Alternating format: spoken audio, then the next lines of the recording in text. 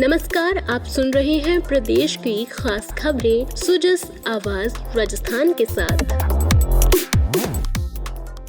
नमस्कार, आप सुन रहे हैं आज का सुजस पॉडकास्ट। मैं हूं सपना, मेरे साथ हैं मेधा। सबसे पहले एक नजर उन खबरों पर जो चर्चा में रहीं। मुख्यमंत्री भजनलाल शर्मा आज दिल्ली प्रवास पर, कई बड़े नेताओं से की मुलाकात। उप मुख्यमंत्री दिया कुमारी ने दिया राज्य लेखा अनुदान 2024-25 को अंतिम रूप, कल विधानसभा में होगा पेश। उप मुख्यमंत्री डॉक्टर प्रेमचंद बैरवा ने परिवहन विभाग के अधिकारियों के साथ की समीक्षा बैठक। अधिकारियों को फील्ड में रहकर टीम भावना के साथ काम करने के दिए निर्देश। और ई पोर्टल MSTC पर आज से 339 माइनर मिनरल प्लॉटों की ई नीलामी शुरू। 29 फरवरी तक चलेगी ई नीलामी। अब सुनते हैं खबरें विस्तार से। मुख्यमंत्री भजनलाल शर्मा आज राजधानी दिल्ली प्रवास पर रहे। वहां उन्होंने लोकसभा अध्यक्ष ओम बिरला से मुलाकात की। इससे पूर्व श्री शर्मा ने राजस्थान के सांसदों सहित कई वरिष्ठ नेताओं से भी भेंट की। उप मुख्यमंत्री और वित्त मंत्री दिया कुमारी ने आज अपने कार्यालय में वित्तीय वर्ष 2024-25 के राज्य लेखा अनुदान को अंतिम रूप दिया। इस दौरान अतिरिक्त मुख्य सचिव वित्त अखिल अरोरा, शासन सचिव वित्त राजस्व कृष्णा कांत पाठक, शासन सचिव वित्त बजट नरेश कुमार ठकराल और निदेशक बजट ब्रजेश शर्मा उपस्थित थे। राज्य लेखा अनुदान कल सवेरे 11 बजे विधानसभा में पेश होगा। उप मुख्यमंत्री और परिवहन एवं सड़क सुरक्षा मंत्री डॉक्टर प्रेमचंद बैरवा ने आज शासन सचिवालय में परिवहन विभाग के अधिकारियों के साथ समीक्षा बैठक ली। डॉक्टर बैरवा ने कहा कि राजस्व लक्ष्यों की 100% प्राप्ति से विकसित राजस्थान की संकल्पना को गति मिलेगी। उन्होंने इसके लिए परिवहन अधिकारियों को फील्ड में रहकर टीम भावना के साथ कार्य कर विभाग की छवि को बेहतर बनाने, पारदर्शिता और जीरो टॉलरेंस की नीति से कार्य करने के निर्देश दिए। परिवहन एवं सड़क सुरक्षा मंत्री ने परिवहन अधिकारियों को बकाया कर वाले वाहनों की सूची तैयार करने, वाहन स्वामियों को नोटिस तामील कर सार्वजनिक स्थानों पर चस्पा करने के साथ ही परमिट निलंबन के लिए लैंड रेवेन्यू एक्ट के तहत कार्रवाई करने के निर्देश दिए। बैठक में उप मुख्यमंत्री ने RTO जयपुर द्वितीय को लक्ष्यों से अधिक राजस्व अर्जन करने के लिए उनके प्रयासों की प्रशंसा की। इसके साथ ही उप मुख्यमंत्री ने लक्ष्यों से कम राजस्व अर्जित करने वाले RTO, DTO अधिकारियों से फीडबैक लेकर 100% राजस्व प्राप्ति के लिए कार्य योजना बनाकर कार्य करने के निर्देश दिए। मंत्री आपके द्वार कार्यक्रम के तहत कृषि, उद्यानिकी एवं ग्रामीण विकास मंत्री डॉक्टर किरोड़ी लाल मीणा ने मंगलवार को सवाई माधोपुर जिले के Mahatma Gandhi senior secondary school Malarna Chaur में जन सुनवाई कर आमजन को राहत प्रदान की। जन सुनवाई के दौरान कृषि, उद्यानिकी एवं ग्रामीण विकास मंत्री ने अधिकारियों को समस्याओं की जाँच कर त्वरित समाधान कराने के निर्देश दिए और लापरवाही बरतने वाले कार्मिकों पर सख्त कार्रवाई के भी निर्देश दिए। जन सुनवाई के दौरान आए कुल 332 प्रकरणों में पेयजल की समस्या, आबादी क्षेत्र में अतिक्रमण, विकलांगजनों को स्कूटी वितरण जैसी समस्याएं सामने आई। उन्होंने जन सुनवाई में आए सभी परिवादों के शीघ्र निस्तारण के भी निर्देश दिए। आप सुन रहे हैं सुजस आवाज राजस्थान। मुख्य निर्वाचन अधिकारी प्रवीण गुप्ता ने लोकसभा आम चुनाव 2024 की तैयारियों के लिए विभिन्न प्रवर्तन एजेंसियों के नोडल अधिकारियों को दिशा निर्देश दिए। बैठक में विधानसभा चुनावों के दौरान आई विभिन्न समस्याओं के बारे में चर्चा कर सुझाव लिए गए। श्री गुप्ता ने इंटर डिपार्टमेंट कोऑर्डिनेशन और इंटेलिजेंस शेयरिंग पर विशेष जोर दिया। शराब, ड्रग्स और मादक पदार्थों के मार्गों के बारे में भी चर्चा करते हुए इन मार्गों पर विशेष निगरानी और चेक पोस्ट स्थापित किए जाने के निर्देश दिए गए। हवाई पट्टी और हेलीपैड पर चेकिंग संबंधी SOP की जानकारी दी गई। बैठक में उपस्थित सभी नोडल अधिकारियों को आगामी चुनाव के मद्देनजर जिला स्तरीय अधिकारियों को आवश्यक प्रशिक्षण देने के लिए भी निर्देशित किया गया। राज्य में 452.32 हेक्टेयर क्षेत्रफल के 339 माइनर मिनरल प्लॉटों की नीलामी ई पोर्टल MSTC पर आज से शुरू हो गई।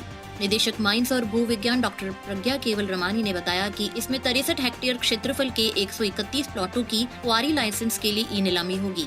वहीं 208 खनन प्लॉटों की नीलामी की जाएगी। गौरतलब है कि मुख्यमंत्री भजनलाल शर्मा ने 11 जनवरी को माइंस विभाग की समीक्षा बैठक के दौरान अवैध खनन गतिविधियों के खिलाफ राज्यव्यापी अभियान चलाने के निर्देश दिए थे। वहीं प्रदेश में वैध खनन को बढ़ावा देने के लिए माइनिंग ब्लॉकों की नीलामी पर जोर दिया था। खान सचिव आनंदी ने विभाग की वर्चुअल बैठकों के दौरान मेजर और माइनिंग ब्लॉक तैयार कर इनकी ई नीलामी शीघ्र शुरू करने के निर्देश दिए। माइनर मिनरल के ब्लॉकों की नीलामी 29 फरवरी तक चलेगी। ई नीलामी प्रक्रिया और विस्तृत विवरण विभागीय वेबसाइट और भारत सरकार के ई पोर्टल पर देखा जा सकता है। क्वारी लाइसेंस नीलाम वाले प्लॉट्स छोटी साइज के होने से स्थानीय लोगों और कम साधन वाले इच्छुक भी नीलामी में भाग ले सकते हैं और इससे माइनिंग क्षेत्र में स्थानीय भागीदारी बढ़ सकेगी। माइनर मिनरल के इन प्लॉटों की ई नीलामी पारदर्शी तरीके से MSTC पोर्टल पर होगी। निदेशक माइंस डॉक्टर प्रज्ञा ने बताया कि भीलवाड़ा, जोधपुर ग्रामीण और चित्तौड़गढ़ के 63 हेक्टेयर क्षेत्र में मुख्यतः सैंड स्टोन के 131 क्वारी प्लॉट्स की ई नीलामी की जाएगी। यह ई नीलामी प्रक्रिया आज से प्रारंभ होकर 21 फरवरी तक चलेगी। नीलामी का विस्तृत कार्यक्रम विभाग की वेबसाइट और MSTC प्लेटफॉर्म पर देखी जा सकती है। क्वारी लाइसेंस 30 वर्ष की अवधि के लिए जारी होंगे।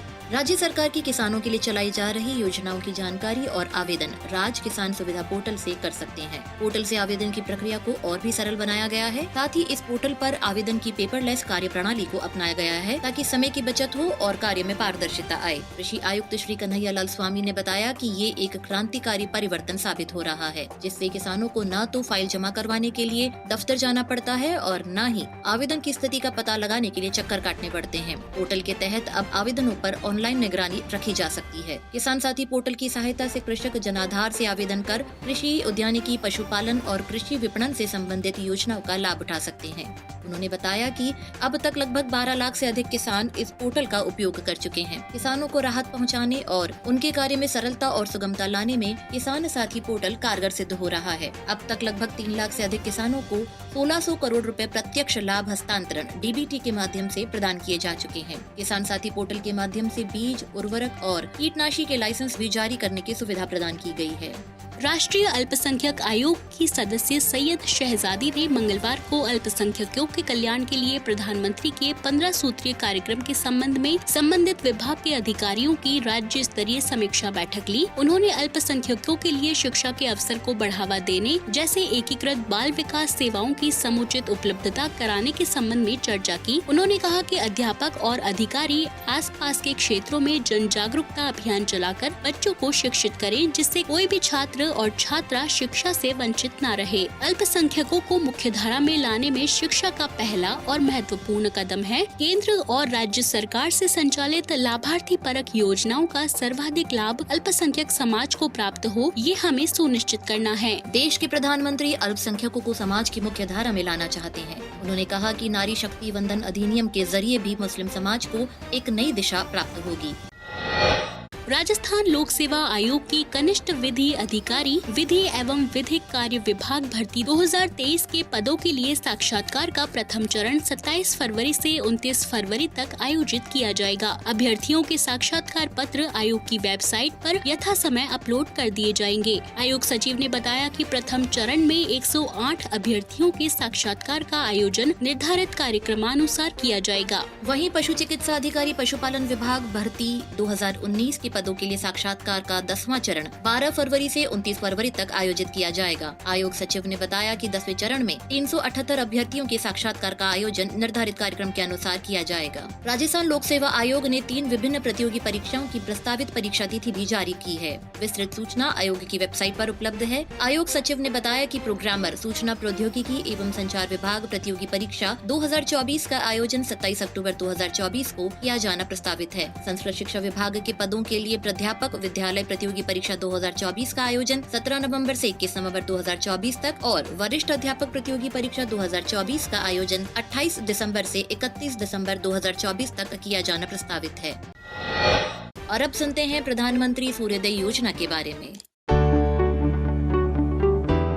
प्रधानमंत्री नरेंद्र मोदी ने 22 जनवरी 2024 को प्रधानमंत्री सूर्योदय जैसी महत्वाकांक्षी योजना की घोषणा की है, जिसके तहत 1 करोड़ घरों में सोलर पैनल लगाए जाएंगे। इस योजना के जरिए सोलर पैनल लग जाने से बिजली बिल के खर्चों को कम किया जा सकेगा। वहीं भविष्य में राजस्थान सौर ऊर्जा का एक बड़ा हब बन सकेगा। आपको बता दें कि अब तक प्रदेश में 9,200 करोड़ का निवेश आया है, जिससे 7,000 1400 से अधिक रोजगार सृजित होंगे। प्रदेश में 23,000 मेगावाट की सोलर प्लेट्स बनेंगी, यानी सूर्योदय योजना से होगा राजस्थान का नवोदय। आज के बुलेटिन में फिलहाल इतना ही, फिर होगी आपसे मुलाकात। तब तक के लिए नमस्कार।